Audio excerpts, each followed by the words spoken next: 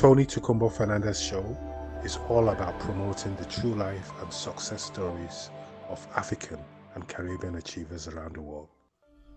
If there's a product or initiative you wish to share, feel free to give us a call. The number is 0788 280 9005. A very warm welcome to all our listeners around the world. You're welcome to the Tokunbo Fernandez show, promoting the true life and success stories of African and Caribbean achievers around the world. So if there's a product or initiative you wish to share, feel free to give us a call. The number is 0788 280 9005. Take time also to visit our website at www.tonyfernandez.co.uk. And we have some amazing guests lined up on our show this year. So feel free to subscribe to our channel. We're also going to be in Egypt in the next few weeks, so we'll keep you posted about that. But this week we're moving all the way to Glasgow in Scotland to speak to an amazing gentleman who has over 24 years experience in HR leadership in the oil and gas, healthcare sector, also in education in the UK, Qatar, Oman, and various countries around the world. He is also currently doing his doctorate at the Smith Business School, University of Glasgow, relating to Black Lives Matter. Also has a strong interest in social justice and is also the chairman of Board of Trustees for the Efik Leadership Foundation. Amazing gentleman, a big brother.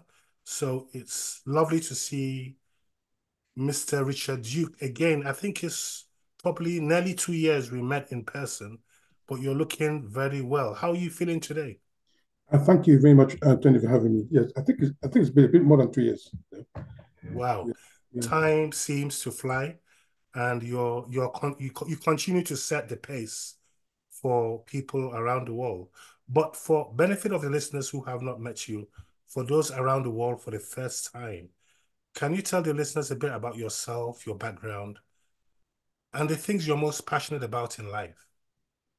Thank you for the question. So I'm Richard Duke. I am based in the UK, shuttle between London and Glasgow. I am primarily an HR practitioner. I've been working in the HR sector in UK and the Middle East for over 20 years. So I still work as a consultant, HR consultant to the NHS, and recently I've crossed over into the academia. I'm on a scholarship for Black scholars in the University of Glasgow, and my research area, which we may discuss later, covers Black Lives Matter and their leadership structures, investigating and also using the critical race theory to underpin the studies. And I'm always, because you're a lover of history, you're a lover of research. You have your fingers in so many pies. So I'm curious to know what inspired you to take on this doctorate on Black Lives Matter, and what does it really entail? Thank you. So it had always been a passion for me to do my PhD. I do have a couple of degrees. I have like 3 master's degrees, but I never really had the time, the time or the motivation to do it. So when the opportunity came for me to request for the PhD applications, I put my research proposal, and I was, by God's grace, it was in the top 2 out of hundreds. So there were 17 selected. Regarding the subject matter, Black Lives Matter, I mean, having been born in the UK and gone through various phases of race relations in the 60s, 70s, 80s, from the Enoch Powell Rivers of Blood to the 70s, the issues of the Tottenham protests, the Brixton riots, the New Cross riots. And I was able to take my children to the Black Lives Matter protest in 2020. And I think I was interviewed by Reuters about while I was there. And after the interview, I thought I needed to support academic content to underpin the Black Lives Matter movement, because it's not just about saying, what do you want justice? When do you want it now? So how do you go about doing it? What next when you achieve justice? So is it a sustainable movement or would it fizzle away? So, so research at the PhD level, it involves original um, inquiry into a subject matter over a 3 to 7 year period, depends. I'm doing a full-time course, so it's a 3 year period. And that involves me filling out the theoretical framework to support my topic, then also going to do some research work. So my research, I'm supposed to study how Black Lives Matter operates as a leaderless organization with no figurehead, like the civil rights movement. We had Martin Luther King as a figurehead. The Black Lives Matter has no identifiable figurehead, and a lot of social movements do, like Extinction Rebellion, Hong Kong democracy movement, etc. They don't have physical leaders, so to say, but they're very effective in achieving objectives. So, so my research is into the social movements, how they operate, how they mobilize people, how they're able to achieve social justice objectives without a defined leadership structure. So that would require me to interview members of Black Lives Matter movement to become what we call a participant observer.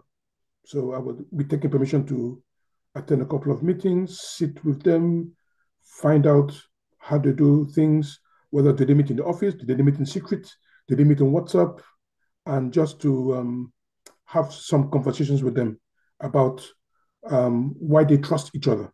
Also, trust is a part of my research, interpersonal trust, because without trust, then you can't really effectively operate a leaderless organization. So that's just a summary of what I'm doing.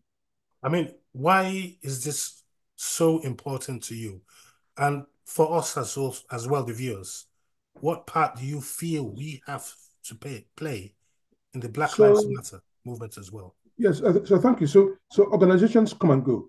Some just um, arise on the spur of the moment without any defined objectives.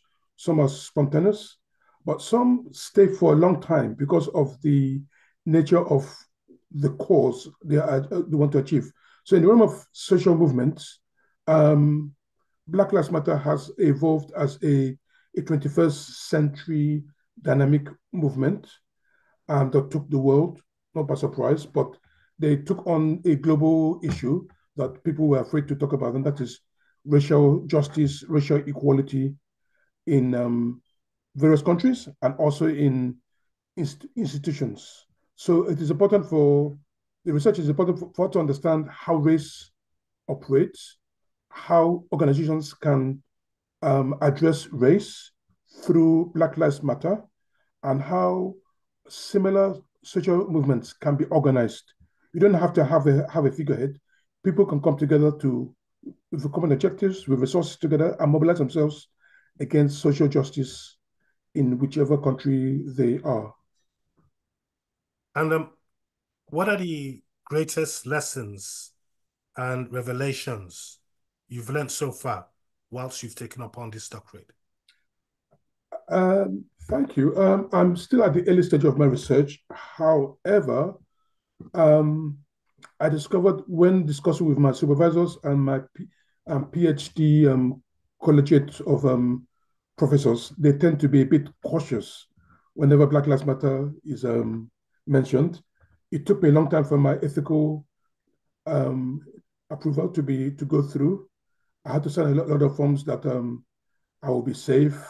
I had to get special safety app in case something happens during my interviews. But I try to disabuse the fact that Black Lives Matter has a negative connotation. It is a positive organization, and I try to let them know that it's not is a well-oiled organization approved by the Home Office. Some of them are in receipt of funding, so the perspective should I think that needs to change. Whenever it's mentioned, it should be in a positive frame. not a negative frame. So that's still the story I'm trying to change that narrative. That is a positive thing. Whenever we mention Black Lives Matter, it's for a good cause, and thankfully the University of Glasgow were able to sponsor the PhD studies. And also at the moment, for all the benefit of all our listeners around the world today, I would like you to speak to them because you're currently conducting a study where you're interviewing participants to engage more in this project. So can you speak to all our listeners today, tell them what that involves, and also how they can get in touch with you to participate on this? Yeah, thank you, Anthony. So, in terms of black studies in the UK, it's very rare. I think we just got the University of Birmingham by Birmingham, yeah. Professor Akinde Andrews, who kind of pioneered that. So it is kind of rare. So I'm kind of breaking new grounds. So I will need a support. If you know any member, anyone who took part in the Black Lives Matter as a supporter, as an advocate, as a volunteer, get in touch with me. I'd just like to have a 20-minute interview with you just to find out your opinions, how things are, how did you get involved, and to become of a groundbreaking research work. So that's my request. Yeah, so it's not easy getting participants out because Black Lives Matter is not as if they have an office somehow. They meet informally. So I just want to send out the voice within the Black community there. If you know anyone or two or members, reach out in touch with me or reach out with you, Tony, and we can schedule interviews and be part of something new. Okay, and so if people want to get in contact with you to take part in this interview session, how can they reach you as well? Oh, thank you. So my official email for the research work is r.duke.1 at research at research dot gla dot ac dot uk. I'll repeat it again. Sorry, it's r dot duke dot one at research dot ac sorry at research dot gla dot ac dot uk. So that's the email address for my research work at the moment. Yeah, but if yeah, when they replay this um, interview, they may get it. But if not, you can. I'll be happy if you could forward any inquiries to me directly. That's fine. That's beautiful. On a very final note, what message do you have for Africans and Caribbeans around the world today? Or let's say just Africans, as we're all one. So the message is we have come so far to get to this stage in life. Wherever you are, know that you can be the best at whatever you're doing. You're not a second-class citizen. We have equal access, equal rights. Even though you may face racial equality issues, you need to stand your grounds and articulate your viewpoints and your case. Don't sit back. Let your voice be heard, and don't also close your eyes to when people are being victims of racial inequality wherever you are. Speak up and speak out, please. Now, besides your research work, speaking to the listeners around the world today as well, are you looking for any form of collaborations with regards to Black Lives Matter with yourself? And if so, what are they? Yes, I do. So one of the outcomes of this research work, I intend to contribute a lot of academic content to the Black Lives Matter um, um, uh, school of thought. So I'll be producing a book on Black Lives Matter, a book on racial equality in the UK.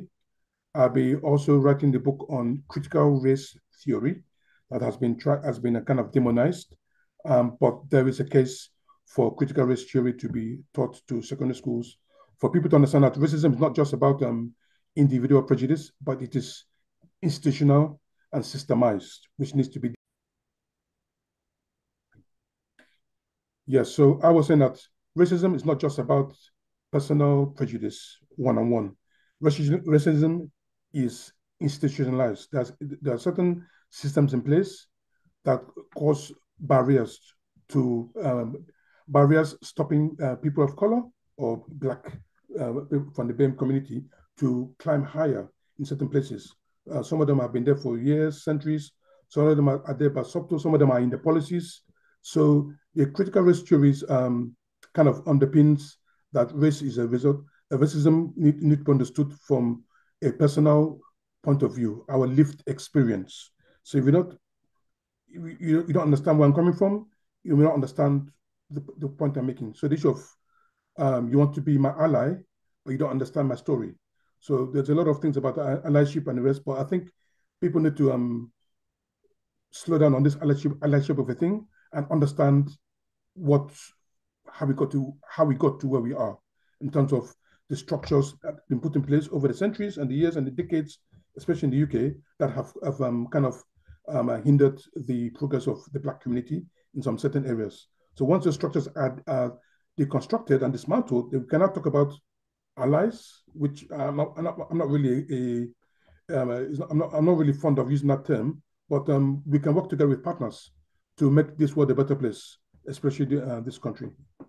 Yeah. So amazing to see you today, Mr. Richard Duke. Keep up the amazing work and God bless you. Thank you very much, Tony. I appreciate it. Thank you.